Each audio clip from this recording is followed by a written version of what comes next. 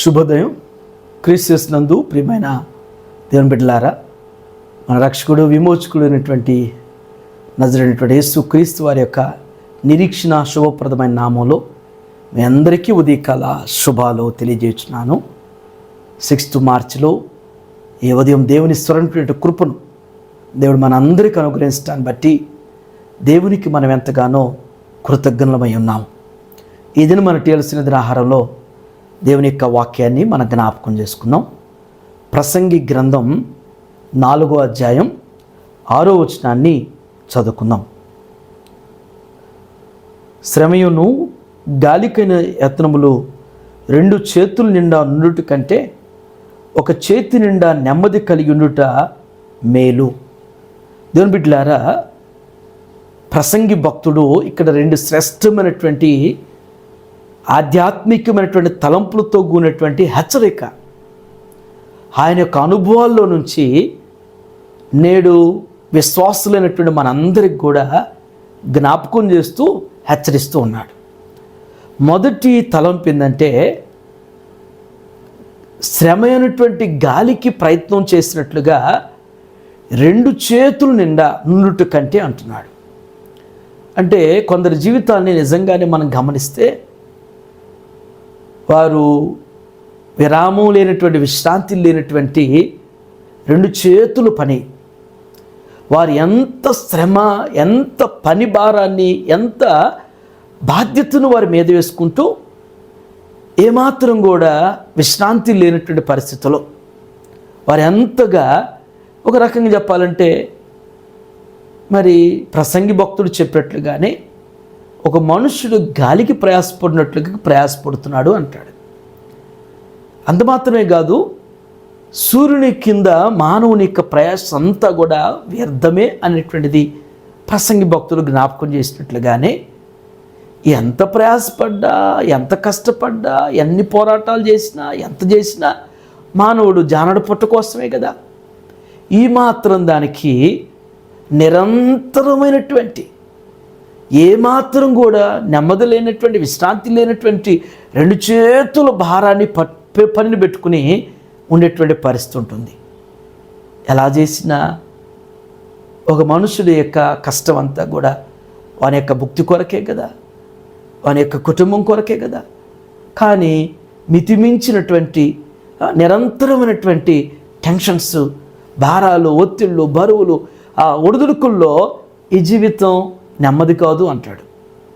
ఒకవేళ ఈ ఉదయకాల సమయంలో అలాంటి పరిస్థితుల్లో, అలాంటి గాలికి ప్రయాసపడినట్టుగా 2 చేతుల నిండా భారం పెట్టుకున్నట్టు పరిస్థితి ఒకవేళ ఉంటుందేమో, తెలియకుండానే నువ్వు ఎరిగి గల అలాంటి పరిస్థితిలో ఉంటే ఈ ఉదయం దేవుడే నీతో మాట్లాడుతూ నీకు జ్ఞాపకం చేస్తున్నటువంటి మాట. 2వ తలంపు ఏంటంటే, ఒక చేతి నిండా నెమ్మది కలిగి ఉండుట మేలు అంటున్నాడు. మనకిచ్చింది దేవుడు ఒక నోరు ఇచ్చాడు. ఈ నోటికి 2 చేతులతో పెట్టితే నోరు తినగలుగుతుందా? మరి పెట్టినటువంటిది లోపలికి అంగీకరించగలుగుతుందా? 2 చేతులతో, ఒక చేత్తో తింటేనే కొన్నిసార్లు అరగలేదనో, డైజెస్ట్ కాలేదని చెప్తున్నామే. మరి అలాంటిది 2 చేతులతో పెట్టుకుంటే ఎలా తినగలుగుతాం? ఎలా అరిగించుకోగలుగుతాం? అది అంత కష్టమైనటువంటిది.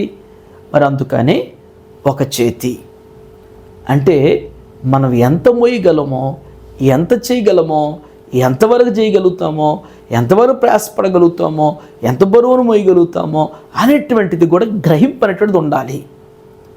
అది ఒక చేతితో పని చేసినట్లుగా చేయగలిగితే మనకి నెమ్మది ఉంటుంది, నెమ్మదికరంగా ఉండేటువంటి పరిస్థితి. అలా కాకుండా నేను 2 చేతులు ఉన్నటువంటి తగినంత పని చేస్తానంటే నీవు నెమ్మదిగా ఉండలేవు, ఇంట్లో ఉన్న నెమ్మదిగా ఉంచలేవు.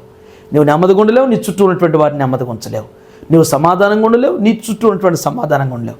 నువ్వు కంటిన్యూ నిద్రపోలేవు, ఇతరులు కూడా నిద్రపోనీయకుండా నిరంతరం అభ్యంతరకరంగా, ఆయాసకరంగా ఉండేటువంటి పరిస్థితి ఉంటుంది.